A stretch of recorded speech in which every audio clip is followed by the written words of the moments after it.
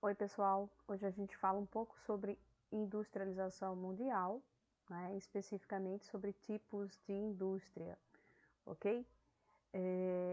Falar sobre tipos de indústria é ter uma noção que esse processo de industrialização ele tem características que são fundamentais para o desenvolvimento de um país, para o desenvolvimento socioeconômico de um país. E a gente vai ver que isso é um cenário que é recorrente nos países centrais, né? Nos países que começaram esse processo com antecedência, com uma certa antecedência, e que mantém a produção tecnológica como um fator preponderante, como um fator primordial para a sua economia, tá bom? A industrialização consiste em transformar um determinado espaço geográfico a partir da construção de indústrias e de empresas direta e indiretamente ligadas a essas indústrias. Esse fenômeno humano é importante por provocar profundas alterações socioespaciais, tanto acelerando a urbanização e o êxodo rural, quanto alterando drasticamente a maneira de exploração e utilização dos recursos naturais.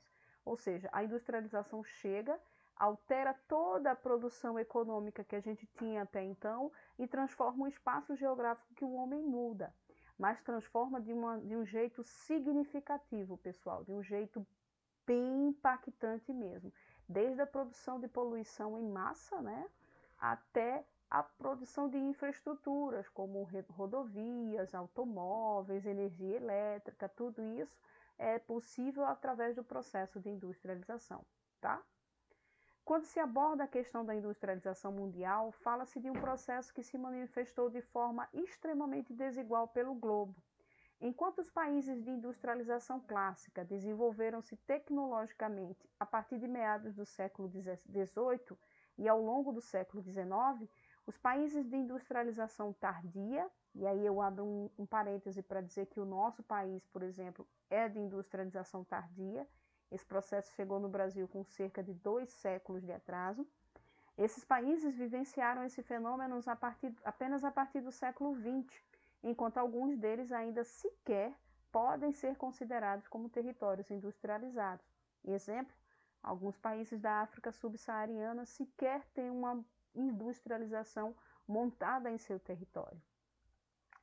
E aí, a atividade industrial consiste no processo de produção que visa transformar matérias-primas em mercadorias através do trabalho humano e de forma cada vez mais comum, utilizando-se de máquinas.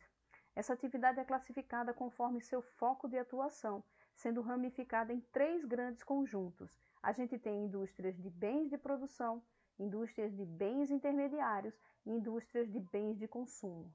Nós, consumidores, tá? A gente conhece mais as indústrias de bens de consumo, né? Porque é onde a gente compra roupas, calçados e etc. Mas essas 2 primeiras são primordiais para que um país, para que uma região possa se desenvolver, tá?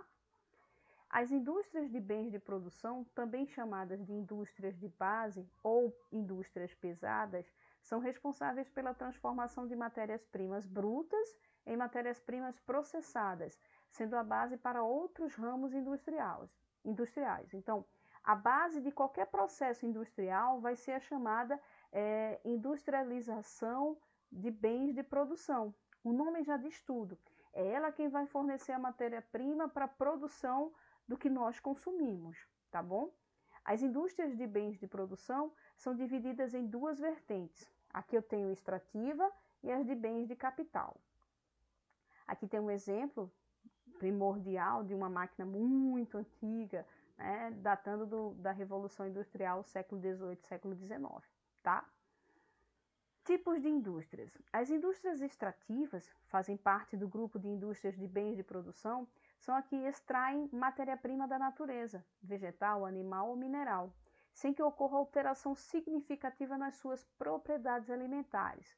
Ela vai extrair essa matéria-prima, mas ela não vai modificá-la, tá? É uma indústria madeireira, é a produção mineral, a extração de petróleo, de carvão mineral também. O Brasil se destaca, por exemplo, na questão da madeireira e na produção mineral. E tem as indústrias de equipamentos, que também é um tipo de indústria dentro das indústrias de bens de produção. Elas são responsáveis pela transformação de bens naturais ou semi-manufaturados para a estruturação das indústrias de bens intermediários e de bens de consumo. Vale lembrar, a gente tem 3 grandes grupos: bens de produção, bens intermediários e bens de consumo. Nós vimos que a bens de produção vai ter indústrias extrativas e indústrias de equipamentos, tá bom? E aí eu tenho como exemplo dessa indústria de bens de equipamentos a siderurgia, a petroquímica e tantas outras. E as indústrias de bens intermediários, que é o segundo grande grupo, caracterizam-se pelo fornecimento de produtos beneficiados. Elas produzem máquinas e equipamentos que serão utilizados nos diversos segmentos das indústrias de bens de consumo. Exemplo, mecânica, né, que vai ter máquinas, indústrias, tratores, motores automotivos e etc. Autopeças, que vai produzir rodas, pneus e etc. Esse tipo de indústria a gente tem aqui perto, tá? Uma indústria de bem intermediário é aquela indústria que fica servindo essas peças automotivas à indústria da Jeep, por exemplo, aqui em Goiânia. As indústrias de bens de consumo têm sua produção direcionada diretamente para o mercado consumidor, ou seja, para a população em geral. Também ocorre divisão desse tipo de indústria conforme sua atuação no mercado. Elas são ramificadas em indústrias de bens duráveis e indústrias de bens não duráveis. E aí vamos lá. A gente viu 3 grandes grupos, né? Indústrias de bens de produção, de bens intermediários, de bens de consumo. A de bens de produção vai ser extrativa ou vai ser de equipamentos. E a gente viu a de bens intermediários, como é o caso daquelas que fornecem peças automotivas, né? E nós temos a indústria de bens de consumo. A Jeep é uma indústria de bens de consumo. Mas será que ela é uma indústria de bens de consumo durável ou não durável? Ela é classificada como uma indústria de bens de consumo durável, tá certo? Por isso que geralmente os valores pagos a esses produtos são muito mais altos, porque os produtos tendem a durar um tanto mais do que os bens não duráveis, ok? Aqui tem um exemplo de uma indústria também, ó, em Pernambuco, que são de bens não duráveis, alimentício, né, o caso do leite, tá? Indústrias de bens duráveis são as que fabricam mercadorias não perecíveis. A gente tem automobilística, como eu já citei a Jeep, móveis comerciais, material elétrico, eletroeletrônicos, como computadores, celulares e etc. E as indústrias de bens não duráveis produzem mercadorias de primeira necessidade e de consumo generalizado, ou seja, produtos que são perecíveis, que têm um prazo de validade curto. Aí a gente tem a indústria alimentícia, de leite, manteiga, queijo, a indústria têxtil, que é a indústria de roupa, né, de vestuário, a de remédios, a de cosméticos, que tem um prazo de validade. O que vai diferenciar é que os bens duráveis têm um prazo de validade maior, muito maior do que os bens não duráveis, tá ok? Lembrando a vocês que para caracterizar essas indústrias, a gente viu 3 grandes grupos. Mas os 3 grandes grupos fazem parte de um cenário de processo de industrialização. E esse processo ele vai ter como característica o desenvolvimento socioeconômico desses países. A produção industrial de um país vai dizer muito sobre o seu cenário socioeconômico, sobre o seu desenvolvimento socioeconômico. E aí vale lembrar, industrialização é critério de desenvolvimento de um país. Se um país ele é industrializado, se um país produz tecnologia, ele é desenvolvido.